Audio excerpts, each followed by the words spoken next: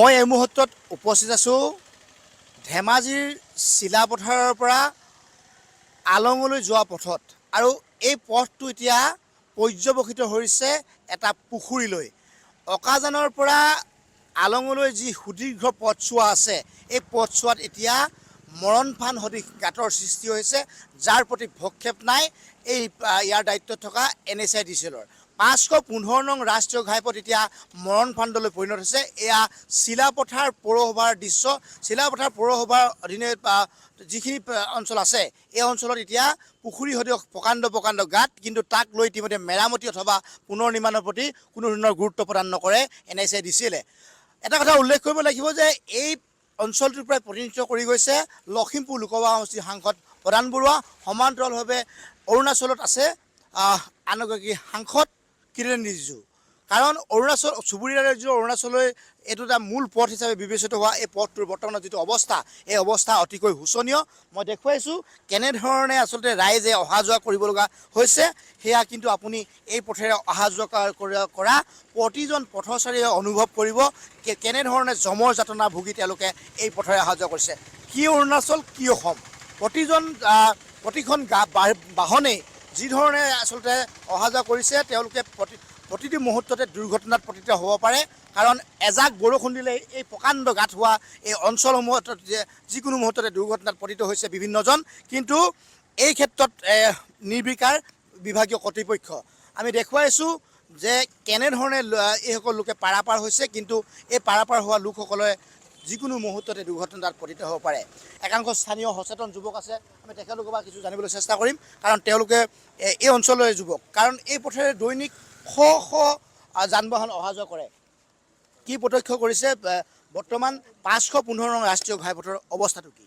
সচেতন যুৱক হিচাপে যেতিয়াই এই ৰাজপথেদি এনেকুৱা ভগাচিকা ৰাস্তাদি যেতিয়া পাৰ হৈ যাওঁ, তেতিয়া আমাৰ অনুভৱ হয় যে ডক্টৰ ভূপেন হাজৰিকাই যেতিয়া সাগৰ পৃষ্ঠত থকা সাগৰ ঢৌ আৰু সাগৰ তৰংগবিলাক দেখি পিনি তেওঁ সাগৰ সংগমত গীতটি ৰচনা কৰিছিল। ঠিক আধুনিক অসমত যদি একেজন ভূপেন হাজৰিকাই যদি চিলাপথাৰত যদি জন্ম ল'লে হয় আৰু এই চিলাপথাৰ ৰাস্তাৰ কাষেদি তেওঁ যদি যায়, তেতিয়া সেই চিলাপথাৰ ৰাস্তাৰ গাঁতবিলাকত থকা যিবিলাক পানী, সেই পানীৰ ঢৌবিলাক সেই তৰংগবিলাক দেখি তেওঁ আকৌ সেই একে গীতটিয়ে লিখি দিলে হয়। গতিকে ইমান এক দুৰৱস্থা, আৰু এই দুৰৱস্থাসমূহৰ প্ৰতি লক্ষ্য ৰাখি আমি সদৌ এখন ছাত্ৰ সন্থাই যোৱা কেইবাদিনৰ আগত আমি PWD অফিচ কাৰ্যসূচী ঘেৰাও কৰিছিলোঁ, কাৰ্যালয় ঘেৰাও কৰিছিলোঁ। কিন্তু কাৰ্যালয় ঘেৰাও কৰি আমি এটাই পালোঁ যে বিভাগসমূহে হাত সাৰিবলৈ খোজাইছে। PWD বিভাগে হাত সাৰি পিনি ইটো বিভাগলৈ দিয়ে, ইটো বিভাগলৈ দিয়ে। এতিয়া আমাৰ সাধাৰণ ৰাইজে প্ৰশ্ন উত্থাপন কৰিব লাগিব যে চিচি বৰগাঁও আৰু চিলাপথাৰ ৰাইজে আচলতে বিধায়ক আৰু সাংসদ নিৰ্বাচন কৰিলে নে দিছপুৰ আৰু দিল্লীৰ তেওঁলোকে ঘৰ যোৱাই নিৰ্বাচন কৰিলে? যে তেওঁলোকে কেৱল মাত্ৰ দিছপুৰ আৰু দিল্লীৰ তলত থাকি, দিছপুৰ আৰু দিল্লীত থাকি তেওঁলোকে কেৱল মাত্ৰ কমিশ্যনৰ অংক কৰে, কিন্তু তাৰ পৰিৱৰ্তে সাধাৰণ ৰাইজক তেওঁলোকে এনেদৰে ৰাস্তা ঘাটবিলাকত দুৰাৰোগ্যৰ ভোগাৰ দৰে তেওঁলোকে ভুগিবলৈ এৰি দিছে। আচলতে ধেমাজি জিলাখনৰ ব্যৱসায় কেন্দ্ৰ বা ব্যৱসায় নগৰ হিচাপে বুলি ক'লে আমি চিলাপথাৰখন বুলি জানো।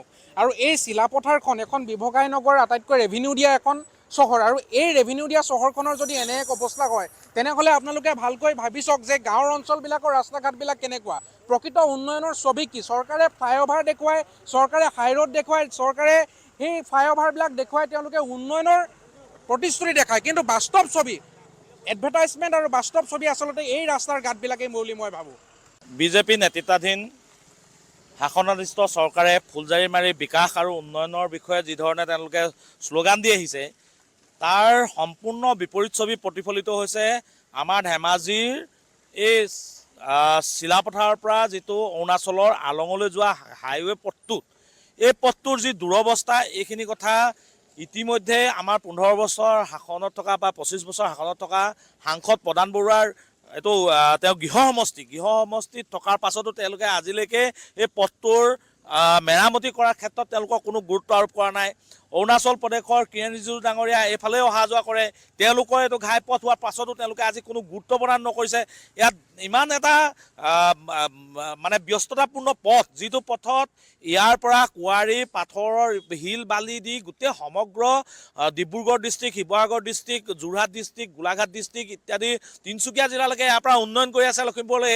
কিন্তু এই পথটোত যিসকল গাড়ীৰ মালিক তেওঁলোকৰ টেক্স দিবৰ কাৰণে পইচা নোলায়, অভাৰলোডত ফাইন ধৰে, টায়াৰ কিনিবলৈ পইচা নোজোৰে, এই পথটোৰ পৰাই ইমান যাৱতীয় মেটেৰিয়েল যায়। সেই ৰাস্তাটো কিন্তু আজি তেওঁলোকে আমাৰ ইয়াৰ স্থানীয় বিধায়কৰ লগতে আমাৰ সাংসদ বা বাকীসকলে ইয়াত কোনো দৃষ্টিগোচৰ হোৱা নাই বা তেওঁলোকে মেৰামতি কৰাৰ তেওঁলোকৰ কোনো তাৰমানে মনোভাৱ নাই। তেওঁলোকে মাত্ৰ লুটিবলৈ আছে। তেওঁলোকে কৰ কাটলৰ পৰা ধৰি বিভিন্ন তেওঁলোকে কৰ কাটল সংগ্ৰহ কৰি আহিছে। এতিয়া দেখিছে আপোনালোকে যে ইথানলৰ দ্বাৰা কিমান বাহন আজি বেয়া হৈ আছে, কিমান ইঞ্জিন বেয়া হৈছে। আজি নীতিন গাডকাৰী ডাঙৰীয়া তেওঁ ৰাষ্ট্ৰীয় ঘাইপথৰ মন্ত্ৰী হোৱাৰ পাছতো তেওঁ এইবিলাকৰ দৃষ্টিগোচৰ হোৱা নাই। তেওঁ মাত্ৰ নিজৰ পিতেকৰ দুখন ফাৰ্ম, সেই ফাৰ্ম দুখনত ইথানল ব্যৱহাৰ কৰি তেনেকৈ নিজৰ যিটো পকেটৰ লাভ হয় সেই কথাটো চিন্তা কৰি আছে। কিন্তু সামগ্ৰিকভাৱে আমাৰ নিবনুৱা লোকসকলৰ এখন গাড়ী মটৰ কিনি তেওঁলোকে যি ব্যৱসায় বাণিজ্য আৰম্ভ কৰিছে তাত তেওঁলোকে অভাৰলোডত ধৰিব, তেওঁলোকে GSTত ধৰিব, তেওঁলোকে বিভিন্ন ধৰণৰ তেওঁলোকে হেৰিয়াত অজুহাতত তেওঁলোকে কৰ কাটল কৰাত সংগ্ৰহত ব্যস্ত থাকে। কিন্তু তেওঁলোকে তাৰ বিপৰীতে কিন্তু এইখিনি যে এটা হাইৱে এটা মসৃণ কৰিব লাগে এই কথাটো কেতিয়াও কিন্তু গুৰুত্ব প্ৰদান কৰা নাই। আজি বৃহৎ বৃহৎ টুল গেট নিৰ্মাণ কৰিছে, তাত স্পীড লিমিট কৰিছে। কিন্তু আমি এইখিনি কৰিবলৈ যাওঁতে আমাৰ যিটো নিবনুৱা লোকসকলে যিটো ব্যৱসায় বাণিজ্য কৰি আছে তাৰ লগতে বিভিন্ন আপোনালোকে এতিয়া দেখিছিলে যে এম্বুলেঞ্চ, বিভিন্ন ইয়াত আৰ্মি, বিশেষকৈ চীনৰ সীমান্ত আছে এখন আমাৰ অসম অৰুণাচলৰ ইয়াতে এইটো এটা ব্যস্ততাপূৰ্ণ ইয়াত MES আছে। গতিকে এটা ব্যস্ততাপূৰ্ণ পথ হোৱাৰ পাছতো ইয়াত কিন্তু চৰকাৰে কোনো গুৰুত্ব প্ৰদান কৰা নাই। বিশেষকৈ নীৰৱ হৈ আছে আমাৰ এই অঞ্চলৰ নৱনিৰ্বাচিত বিধায়ক ডাঙৰীয়া জীৱন গগৈ আৰু সাংসদ প্ৰধান বৰুৱা আৰু পূৰ্বে যিজন আমাৰ ইয়াৰ বিধায়ক আছিলে বৰ্তমান জোনাইৰ বিধায়ক ভুৱন পেগু ডাঙৰীয়া, তেওঁলোকৰ দৃষ্টিগোচৰ নাই। এইখন জিলাতে আমাৰ কেবিনেট মন্ত্ৰী ৰনোজ পেগু ডাঙৰীয়াই বসবাস কৰে। গতিকে তেওঁলোকে ইমানকেইজন ইয়াৰ মূল সাংসদ আৰু বিধায়ক থকাৰ পাছতো আজি তেওঁলোকে নিদ্ৰাতমগ্ন হৈ আছে। তেওঁলোকে জনসাধাৰণৰ স্বাৰ্থত তেওঁলোকে কিন্তু কোনো উন্নয়ন বা অধিকাৰ বা তেওঁলোকে বিকাশৰ কাৰণে কাম কৰা নাই বুলি আমাৰ পৰিলক্ষিত হৈছে। এইটো এটা আমি দীৰ্ঘদিন দেখি আহিছোঁ। ইয়াত NSADCL আছে, পূৰ্বতে BRO আছিলে।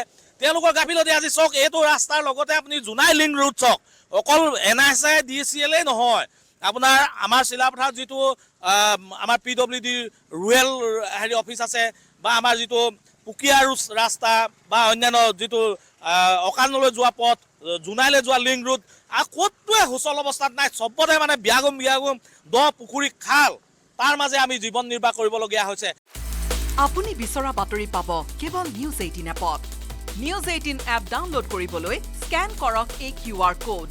গুগল প্লে ষ্টৰতো পাব এই নিউজ 18 এপ।